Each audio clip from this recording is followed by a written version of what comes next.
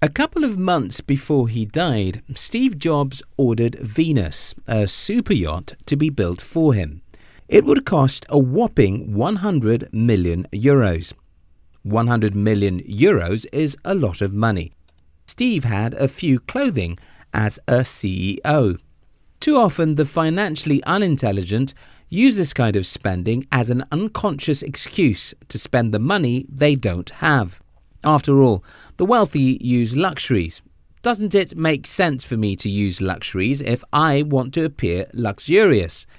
Well, the problem is you're not rich, and those who are wealthy today would not have become rich if they spent money the way you did years ago.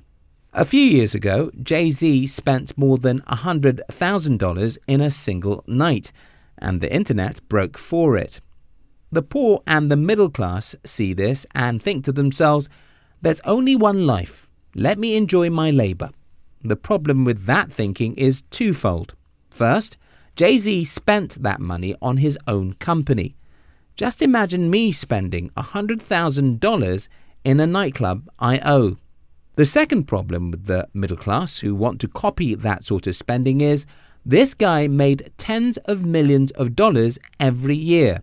So, the money he spends in a night is equivalent to you spending $50 on something you like. Ellen DeGeneres recently bought a watch for $750,000. This was likely going to become an example for some people who don't have any money. But think about this. This woman makes more than $80 million every year. Now get the picture very clearly. Everyone likes and uses luxuries.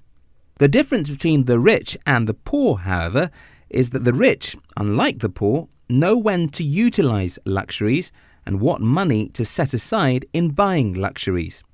The poor and the middle class, on the other hand, buy their luxuries from their income. The rich buy theirs from their assets. Your income is like a cup of water, while the asset is like a stream of water. When you drink the water in a container, it's gone forever. But when you drink a cup of water from the stream remains full.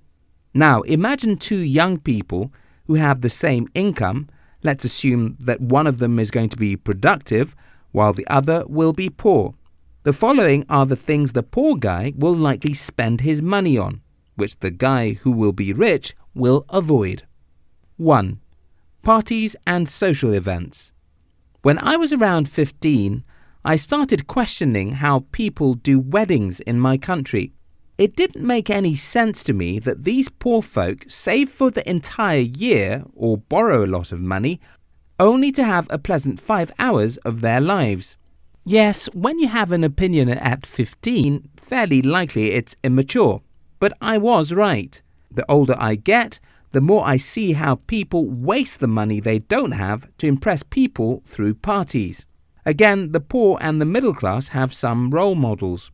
For example, when the richest woman in my country hosted her child's wedding, she probably went through at least $1 million.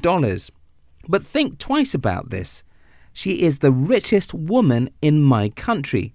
She is a billionaire, and she has several friends who are billionaires and millionaires. What if she hadn't spent at all on that wedding?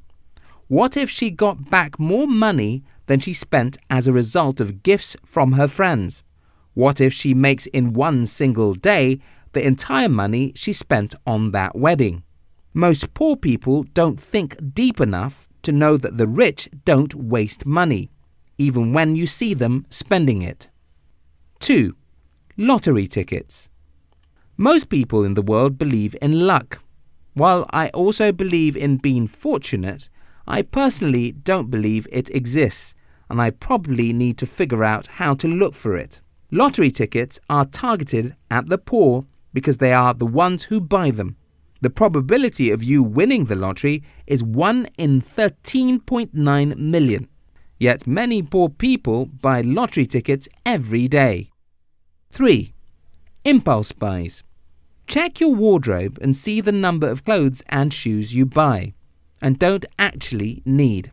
Look at your mobile phone and ask how many of its features do you need or even use. One of the big problems with our world today is advertising. Advertisers are psychologists who know you more than you know yourself. They aim to sell, and for them to do that, they have to make you feel guilty. If, for example, I'm selling a children's product, my goal is to make you think that you're a terrible parent if you don't buy my product for your kids. If I'm selling cars, what I want to do is make you feel bad if you can't buy my car. Even Coca-Cola makes you think that you need their unhealthy sugar to be trendy. If you don't know how advertisers think and their motives, you'll be a victim of impulse buying decisions and waste your money on things you don't need. 4. High-end brands. I know a man who went to buy a beautiful car because he was a contractor, and using a simple car would make him lose many contracts. Essentially, the vehicle for this man is an asset because it will make him more money than it costs. Unfortunately, when many people in society see this man, they want to be like him by using the kind of cars he uses. He gets his vehicles for free, and you're getting yours with the money you don't have. 5. Taxes. Everybody hates taxes, but most people don't know how to avoid them. The rich know how to avoid tax.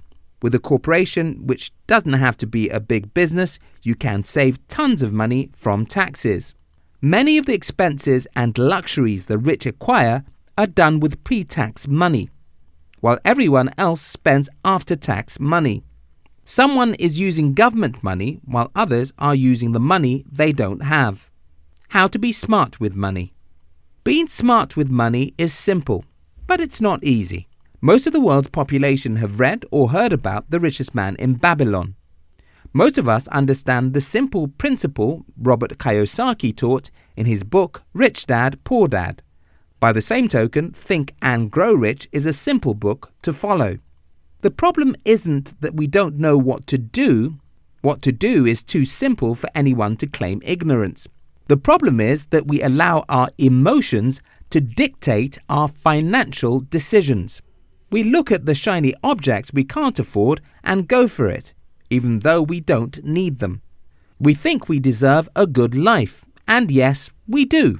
But what about timing? There's a famous saying in my country which goes something like this: I'll enjoy today because I don't know tomorrow. That seems to make sense until you get to tomorrow broke. The wise thing to say is, I'll endure today because I don't want to be broke tomorrow. I will pay myself first today because I want to have everything I need tomorrow.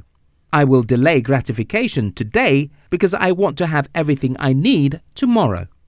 If this video makes sense to you, don't forget to subscribe.